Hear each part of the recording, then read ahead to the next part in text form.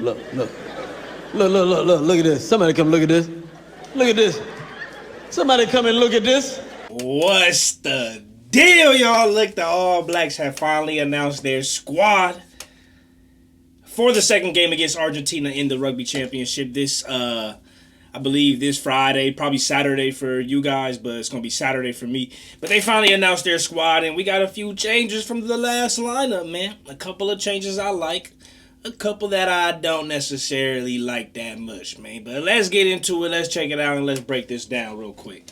By the way, I hope you guys like the little sound bites and little clips I put into these videos, man. I just try to make it a little bit more entertaining for y'all, so I hope y'all enjoy it, man.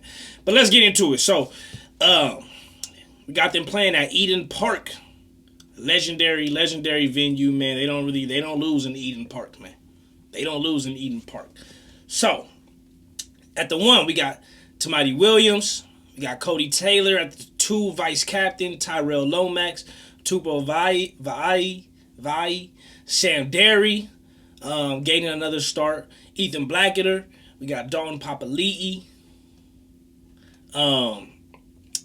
Artie Savia captaining again. We got TJ Paranara at the 9. D-Mac at the 10. Caleb Clark making the return at the 11. I think he started in Fiji, but he didn't start against Argentina. We got Jordy Barrett at the vice captain. Rico Ioane at the 13. Will Jordan 14 this time. And then we got Bowden Barrett at the 15. For our impact players, we got Asafu Amua, Ofa Tuungafasi, Fletcher Newell, Josh Lord, Sam Kane back in the lineup, Cortez Retima at the 21, Anton Leonard Brown at the 22, Mark Talea at the 23. All right, so let's name a few things I like about this lineup. They had a devastating loss. They were going to have to make changes. We all knew this. They had to make changes. Some of the ones I like, Tamati Williams. I actually really like Tamati Williams at the 1. If you look at before last game, they had Ethan de Groot at the 1. Currently, I believe he is injured. Yeah, so he has a neck injury, so he's out. But I'm not going to lie, bro. I like Tamati Williams. He's young, which they're going to need that youth. He's also very big and strong.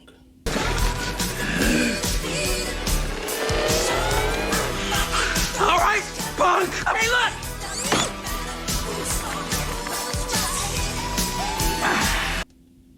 Very big and strong, and he makes great plays at the breakdowns. In the rucks and the breakdowns, he makes great plays. As far as holding the defensive line, if Argentina gets towards that try line and they're trying to hold that wall, he's great. And offensively, he's also great doing that as well. You could even give him the ball and he could just dive up in there and he's going to get some points on the board. So I like Tamati Williams personally. Cody Taylor stays the same. Cody Taylor stays the same, as well as Tyrell Lomax, Tupo Vai, Sam Derry, all the way down pretty much. Ethan Blackletter stays the same. Dalton Papali'i, Artie Savia retaining the captainship. I think he'll be able to hold it down for sure. The one change I don't necessarily like, TJ Paranara is starting. I get it, he's a veteran, etc., but I think TJ should be on the bench and Cortez Retima should be starting, personally. Why? You play your starters most of the game. Around 60 minutes is when you start to make your changes. And I just personally feel like if you want to have a stronger start, I think you put Cortez Retima in. TJ Paranara made some mistakes I didn't think should have been made. And because of that, I think they should have downgraded him, started Cortez Retima. If they win, they win. But if they lose, I don't know. We got to see how players play and what the ratings look like. But I think TJ Paranara should come off the bench. He should wear 21. Cortez Retima should put on the 9, and he should be starting that matchup. We got D-Mac starting at the 10 again. Mark Talea is down to the 23, and instead they put in Caleb Clark, which I think is that's a high IQ move. I think Caleb Clark should have started the last match, to be honest. I think he should, or at least put him on the bench. But I think the idea was that, okay, we're playing Argentina. They came in doubting them. They came in doubting Argentina, and they didn't put some of the players that they should have put in the lineup. They didn't. Caleb Clark should have been in that lineup in the first game. Win the first game. What's that supposed to mean? Hello? Hello, anybody home? Huh? Think, McFly, think. Win it convincingly. Then for the second game, you can rest them and then bring them back and we play South Africa. But that wasn't the case. They lost that game, and I don't think they expected that. So now they're bringing the big boys out there. Caleb Clark, they're going to need some size and the speed to break through that Argentina defense. Because we saw how that defense was. They were struggling a little bit to break through that. But you put a big boy who's also fast like Caleb Clark out there and hand him the ball, he's going to make it do what it do. Mark Talea could do that too, but he just don't got the same size or speed as Caleb Clark has. And they going to need that. We got Jordy Barrett, vice captain at the 12s, holding his position. Anton Leonard Brown moves down to the 22, so he's now on the bench. I don't know. I'm kind of neutral about that, but you guys let me know how you feel about Antoine Leonard Brown being removed from the 13 and moving down to the 22. All right, we got Rico Ioane. I'm actually surprised he did not start last game. Yeah. I'm surprised he didn't start last game. So, yeah, Rico Ioane definitely should have started last game, as well as I said Will Jordan. I know he had the shoulder injury and was still in recovery, but he should have started last game too. And I said in my review, they need to put Will Jordan in the starting lineup and Rico Ioane. And Bowden Barrett should also come off the bench.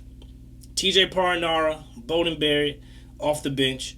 As far as everything else, I love the lineup. Sam Kane, I believe he might be coming back from an injury, which might be why he's on the impact squad. But of course, you guys need Sam Kane. That's the leader right there. So of course, you want Sam Kane to be in the starting, but I think he's coming back from an injury, so they got him at the 20, coming off as an impact. But I think if you had Sam Kane, Bowden Barrett, TJ Paranara all coming off the bench in those 60 minutes, I think you still have a solid squad and a situation for you guys to do whatever they need to do to win this game.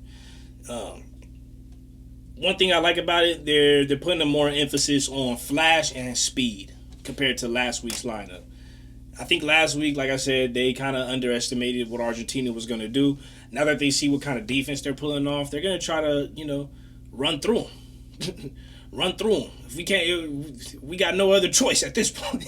The defense they were playing, we need guys who can make plays. When they get that ball, everybody's eyes get big. And that's Caleb Clark.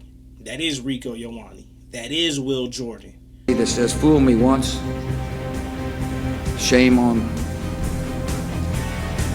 you.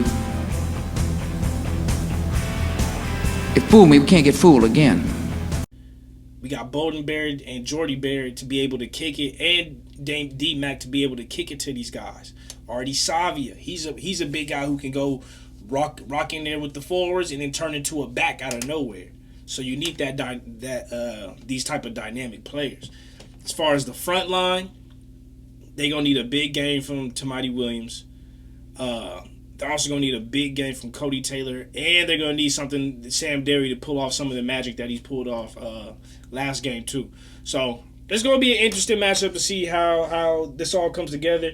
I'm a little worried about their impact squad that's supposed to come in around 60 minutes. I'm a little worried about that. But if their lineup can start the game off, sharp, I think they'll be all right. The one positive about their impact lineup, I would say, or another positive would be Cortez Retima and Anton Leonard Brown. When they're together playing at the same time, it is magic. I said that about the first lineup. When they put the first lineup for the first game, I'm like, why is Cortez Retima and Anton Leonard Brown, they need to be in at the same time. Fresh. Because that combination is dangerous. And I don't know if they see the same thing I'm seeing or the same thing some of people in my live stream when I did the live reaction in the San Diego game. We all saw that.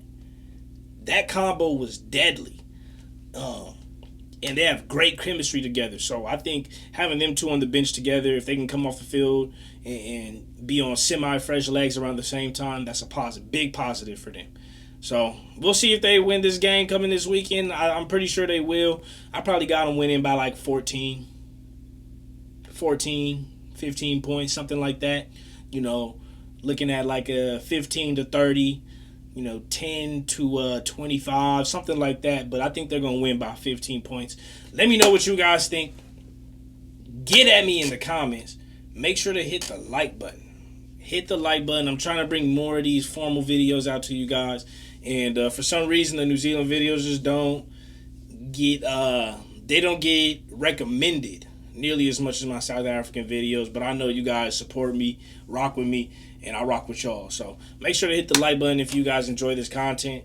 And then if there's any changes you want to how I approach these type of videos, feel free to, give any type of suggestions in the comments as well, because I just want to make the videos good for you guys. So that's it. That's the squad. They better come to play, dog. They better come to play, dog. You know what I mean? They can't be with no games this time around. And Razor's gonna have to pull out a game plan. He can't be slipping on them. Couple of match facts. The 2011 Rugby World Cup quarterfinal is the only previous occasion the All Blacks played Argentina at Eden Park, and they won 33-10. Argentina hooker Augustin Creevy is the only player remaining from either team from the 2011 quarterfinal, which also featured current Pumas head coach Felipe Contepomi. Also, their head coach is a recent player. That's interesting. The All Blacks have played Argentina 42 times in tests since their first match in Buenos Aires in 1976. And Scott Robertson had to say, "We've reflected deeply on our performance, and our preparation individually and collectively is something we have all owned. Our intent and focus has shifted solely to Eden Park." Let's see how this game goes, man.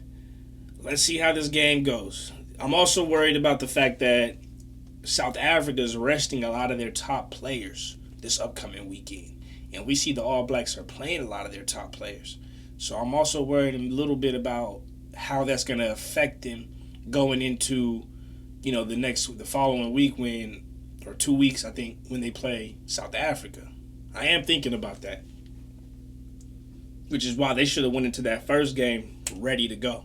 Hit the Thanos snap on them in the first game and then worry about what's going to happen.